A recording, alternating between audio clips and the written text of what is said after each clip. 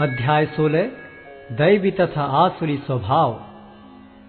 भगवान ने कहा, हे भरत पुत्र, निर्भयता, आत्मशुद्धि, आध्यात्मिक ज्ञान का अनुशीलन, दान, आत्मसंयम, यज्ञ परायणता, वेदाध्ययन, तपस्या, सरलता, अहिंसा, सत्यता, क्रोध विहीनता, त्याग, शांति, छिद्रान्वेषण में अरुचि, समस्त जीवों पर करुणा, लोभ विहीनता, भद्रता, लज्जा, संकल्प, तेज, क्षमा, धैर्य, पवित्रता, ईर्ष्या तथा सम्मान की अभिलाषा से मुक्ति, ये सारे दिव्य गुण हैं जो दैवी प्रकृति से संपन्न देवतुल्य पुरुषों में पाए जाते हैं।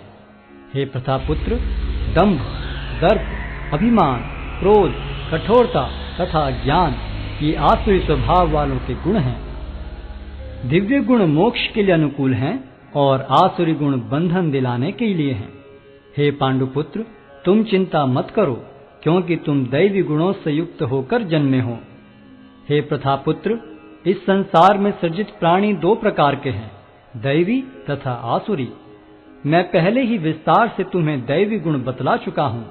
अब मुझसे आसुरी गुणों के विषय में सुनो।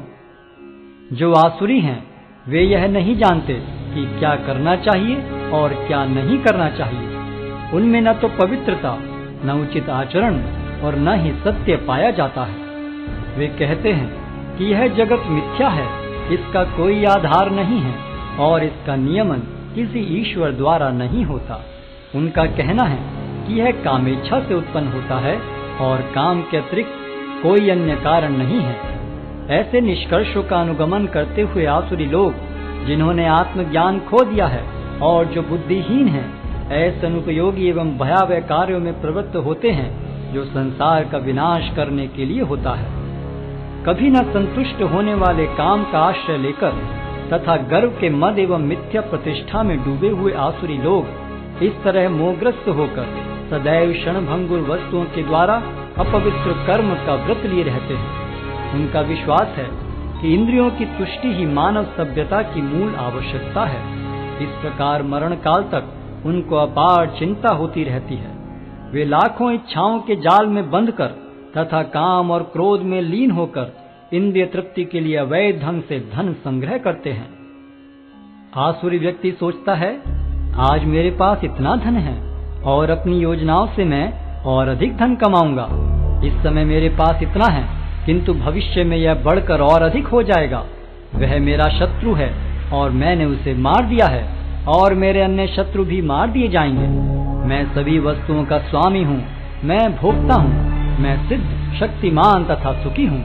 मैं सबसे धनी व्यक्ति हूँ और मेरे आसपास मेरे कुलीन संबंधी हैं। कोई अन्य मेरे समान शक्तिमान तथा सुखी नहीं है। मैं यज्ञ करूँगा, दान दूंगा और इस तरह आनंद मनाऊंगा। इस प्रकार ऐसे व्यक्ति अज्ञानवश मोहग्रस्त होते रहते हैं। इस प्रकार अनेक चिंताओं से उद्विग्न होकर तथा मोहजाल में बंधकर वे इंद्रिय भोग में अत्यधिक आसक्त हो जाते हैं और नरक में गिरते हैं। अपने को श्रेष्ठ मानने वाले तथा सदैव घमंड करने वाले, संपत्ति तथा मिथ्या प्रतिष्ठा से मोहग्रस्त लोग किसी विधि विधान का पालन न करते हुए कभी कभी नाम मात्र के लिए बड़े ही गर्व के साथ यज्ञ करते हैं।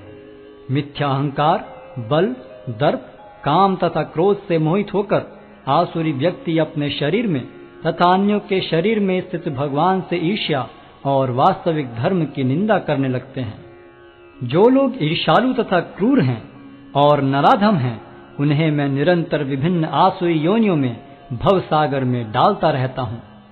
हे कुंती पुत्र, ऐसे व्यक्ति आसुरी योनि में बारंबार जन्म ग्रहण करते हुए कभी भी मुझ तक पहुँच नहीं पाते। वे धीरे धीरे अत्यंत अधम गति को प्राप्त होते हैं। इस नरक के 3 द्वार हैं, काम, क्रोध तथा लोभ। प्रत्येक बुद्धिमान व्यक्ति को चाहिए कि इन्हें त्याग दे, क्योंकि इनसे आत्मा का पतन होता है।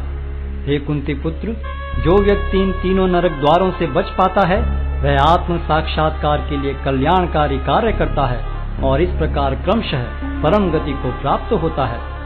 जो शास्त्रों के आदेशों की अवहेलना करता है और मनमाने ढंग से कार्य करता है, उसे न तो सिद्धि, न सुख, न ही परम गति की प्राप्ति हो पाती है।